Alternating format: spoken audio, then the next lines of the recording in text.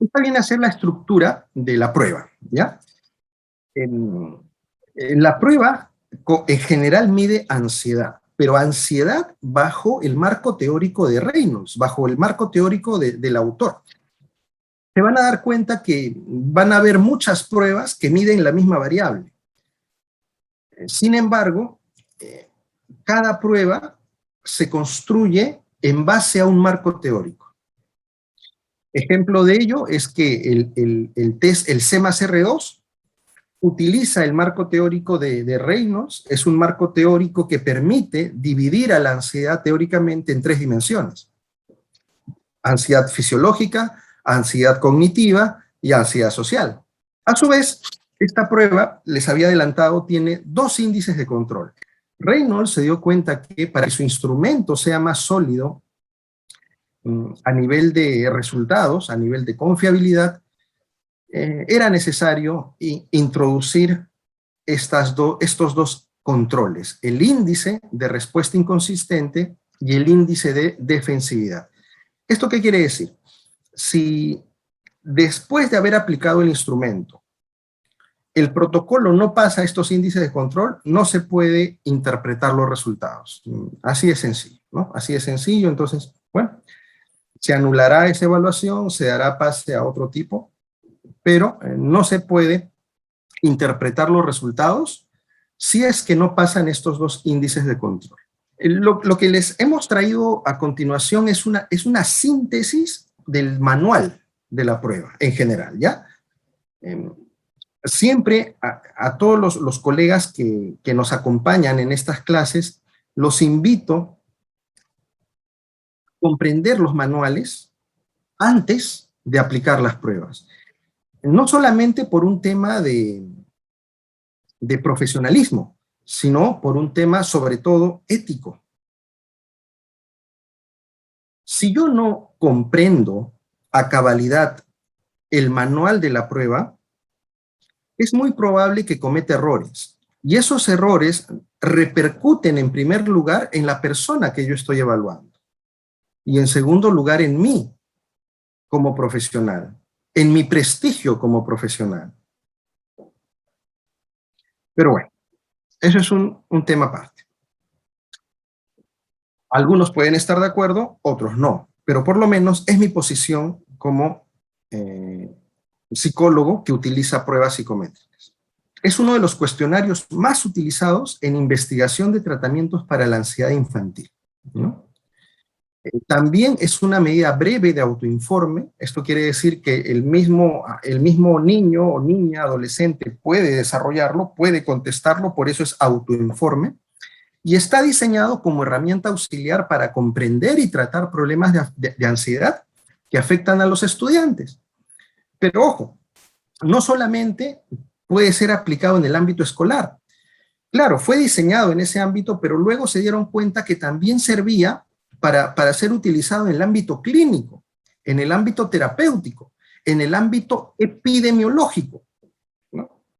Por ejemplo, los colegas que trabajan en colegios, si quisieran evaluar esta variable de la ansiedad que está muy en boga ahora por el COVID, pueden aplicar la prueba en su versión corta, que también la tenemos, y hacer un tamizaje, ¿no es cierto? Detectar cuánto porcentaje de mi población sufre o está padeciendo o podría padecer estos problemas de ansiedad, y en base a ese dato técnico, en base a ese dato estadístico, epidemiológico, poder hacer un plan de trabajo de intervención, de prevención, qué sé yo.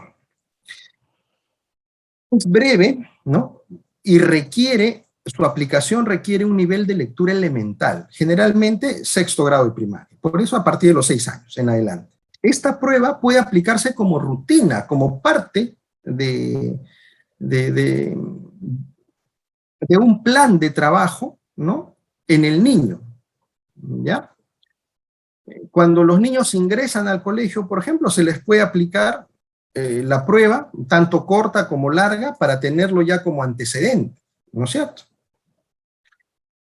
Aunque las escuelas y las clínicas han sido los consumidores más frecuentes de la prueba, nos dice Reynolds, esta prueba también se ha usado en investigación científica de la ansiedad.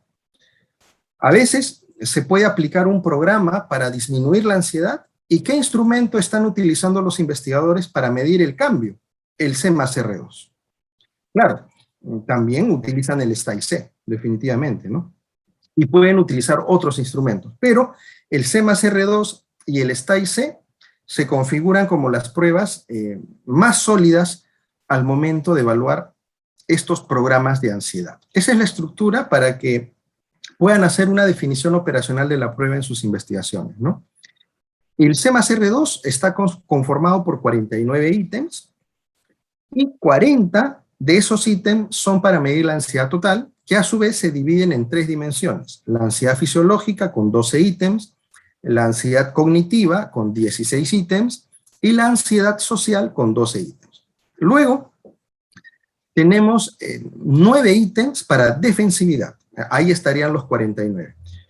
Y el índice de respuesta inconsistente se logra valorar cruzando pares de ítems de las 3 dimensiones. Se cruzan los ítems y ahí se puede valorar, perdón, qué tan consistente ha sido la respuesta de los niños.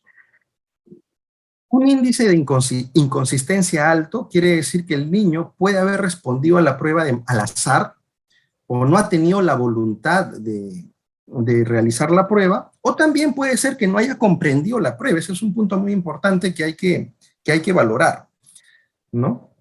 A veces suele ocurrir con niños muy pequeños, que de repente tienen 6 años, pero todavía no tienen la capacidad de lectoescritura debidamente desarrollada para esa edad. Entonces hay que evaluar eso previamente, ¿ya? En cuanto a defensividad, un alto índice de defensividad me estaría indicando que el niño se está defendiendo. ¿Esto qué quiere decir?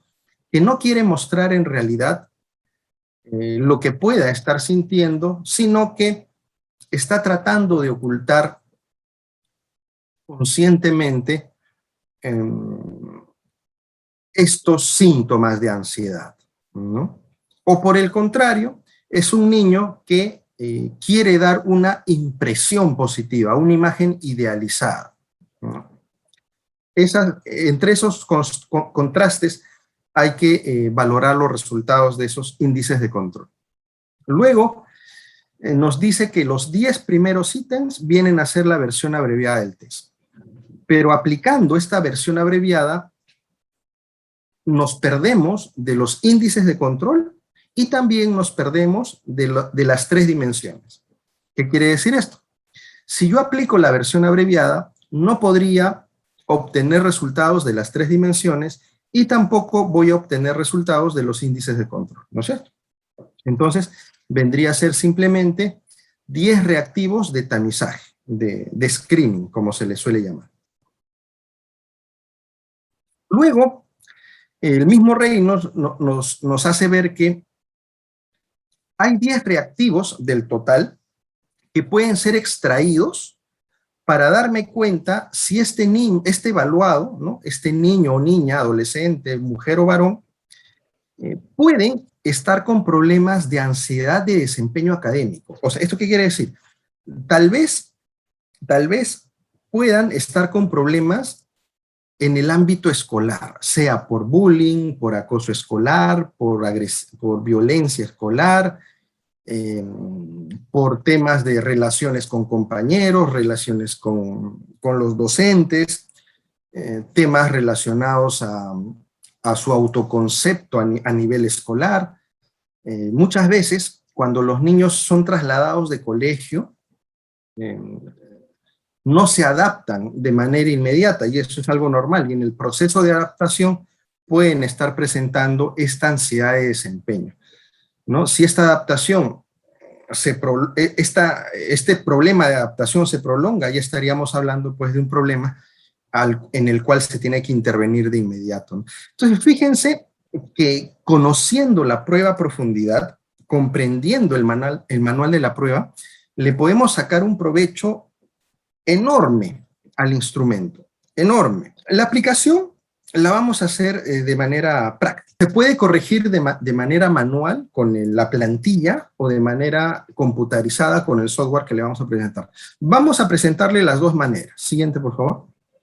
La interpretación se realiza, en primer lugar, eh, validando el protocolo. Eso es muy importante. Una vez de yo haber aplicado el instrumento, obviamente en un ambiente controlado, fijándome que la persona haya comprendido los ítems, de preferencia individualmente. La prueba puede ser aplicada individual o grupalmente, pero mientras más pequeños son los niños, es preferible individual.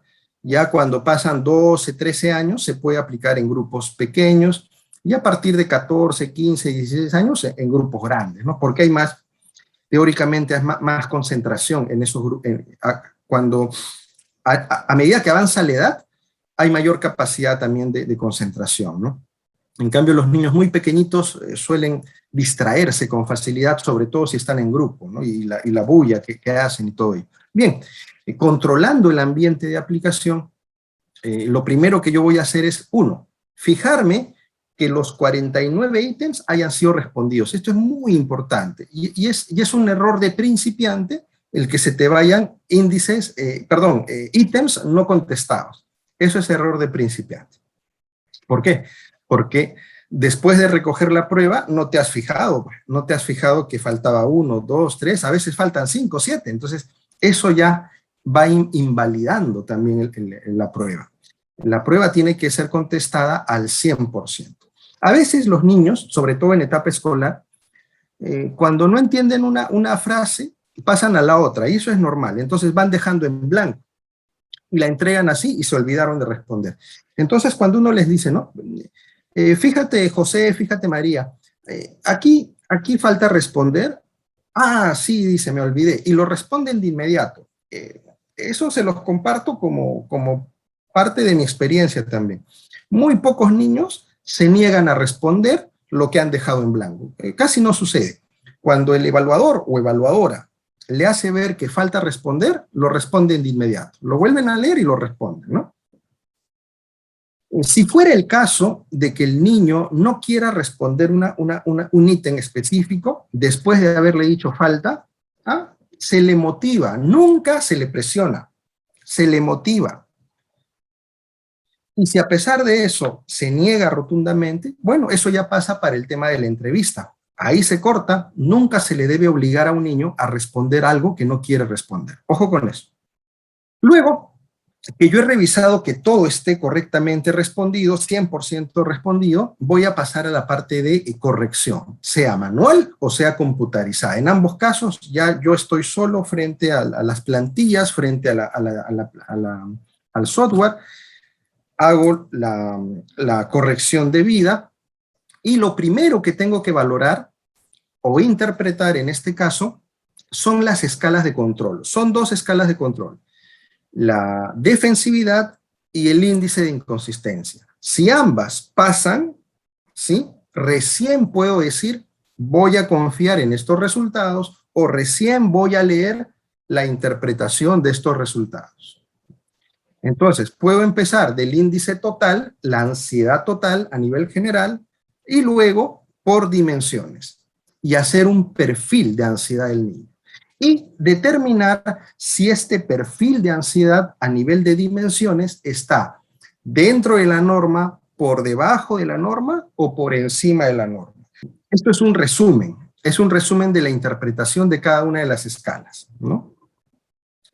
También es importante señalar que las puntuaciones brutas se convierten a puntuaciones T, pueden ser puntuaciones percentilares también, pero el autor ha elegido las puntuaciones T, ¿no?, las conversiones. Entonces, según los baremos, nosotros vamos a ir determinando ese puntaje bruto, a qué puntaje T corresponde y qué significa cada uno de esos niveles. Por ejemplo, un puntaje T entre 40 y 60, ¿qué me indica? Que su ansiedad social, fisiológica, cognitiva o general no es más problemático que la mayoría de los estudiantes. O sea, es normal, está dentro de la norma. Acá viene el tema. ¿Qué sucede cuando su puntaje en cualquiera de las dimensiones o la escala global es de 61 a 70? Ahí sí, hay un indicador de problemas en ansiedad moderadamente problemático. Algo está pasando. Se está detectando que hay un problema a nivel clínico. ¿Qué pasa si el resultado es mayor de 70, de 71 en adelante? Eso es poco usual. Generalmente no se obtienen ese tipo de resultados, pero teóricamente vendría a ser extremadamente problemático, ¿no? Sin embargo, un puntaje menor a 40, o sea, de 39 para abajo, ¿qué me está diciendo? Que el tema de la ansiedad es menos problemático en ese evaluado que para la mayoría de estudiantes. Con esta tablita yo puedo ir ubicando mis puntajes, ¿ya? Siguiente, por favor. Entonces, vamos a revisar un poquito el contenido de esta prueba.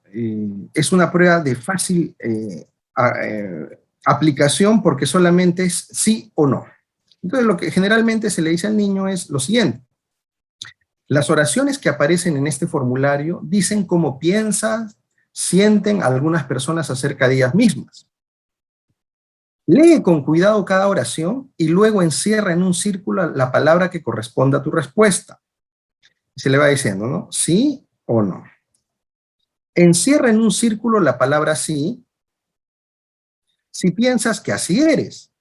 Encierra en un círculo la palabra no si crees que no eres así.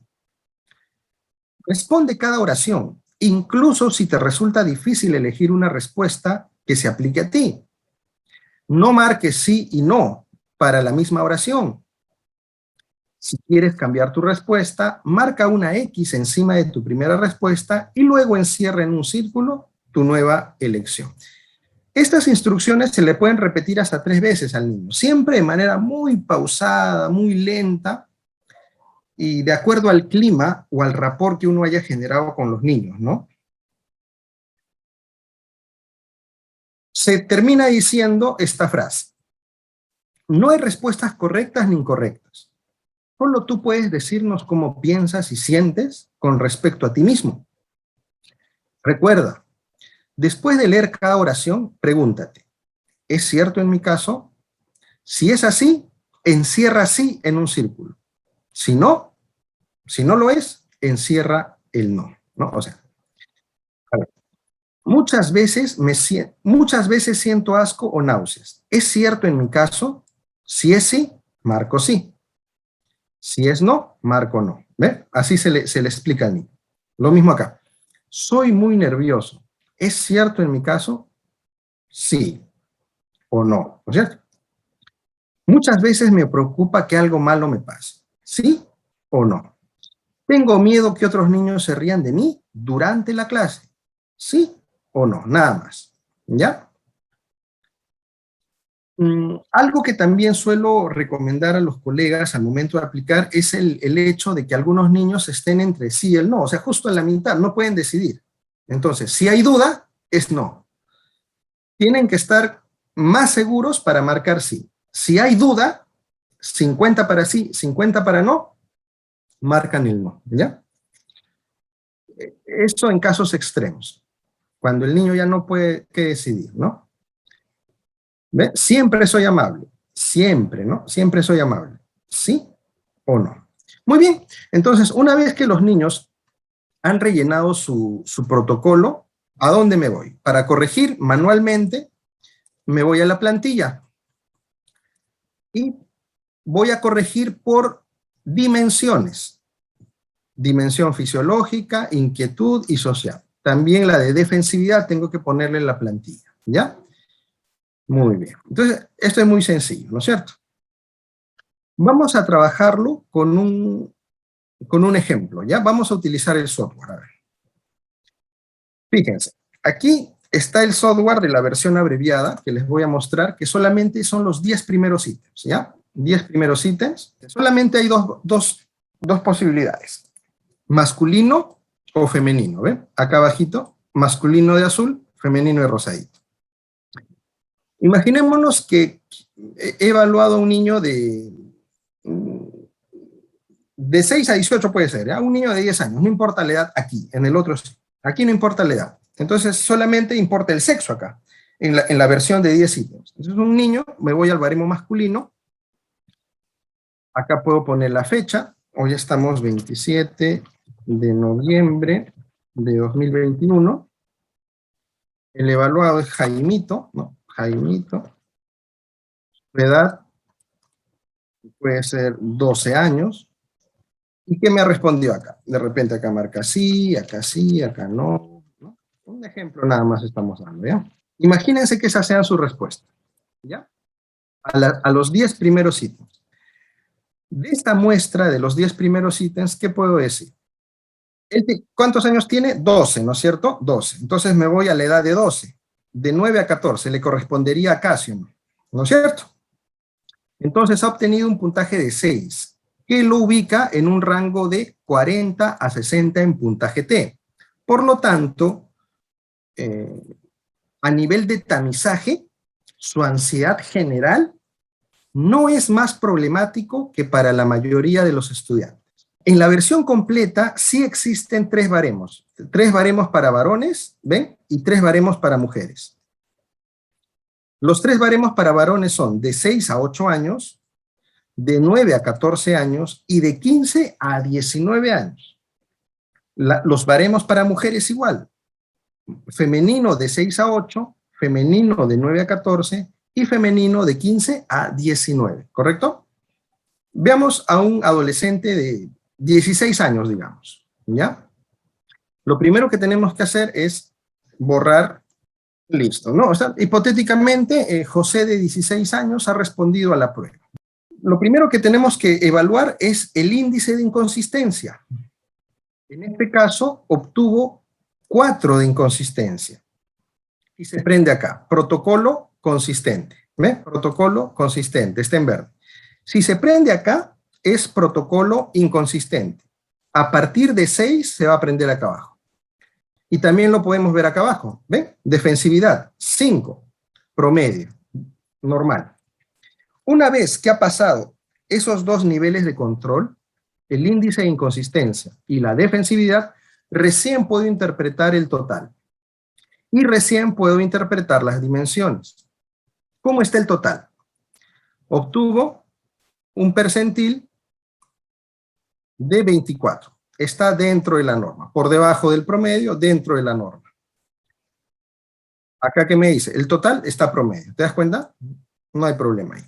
¿Cómo está su ansiedad fisiológica? Por debajo de la norma. Menos problemático.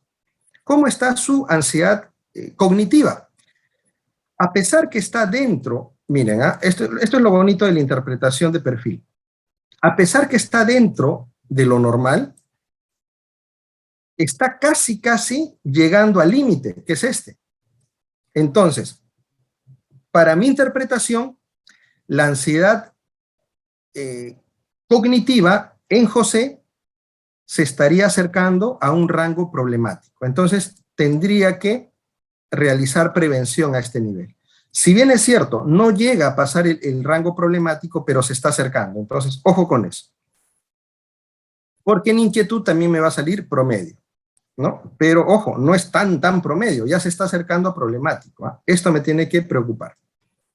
Lo social, ¿cómo está? Este sí está por debajo del promedio, no es problemático, ¿ven? Promedio.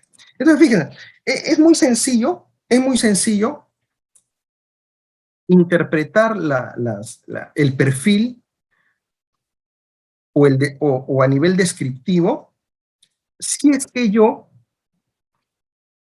sé reconocer a nivel psicométrico qué cosa es lo normal, qué cosa es lo problemático, qué cosa es lo extremo problemático y qué cosa es lo que está sin problemas, digamos, ¿no? Una vez que tengo eso a nivel teórico, voy a poder leer así de frente el perfil.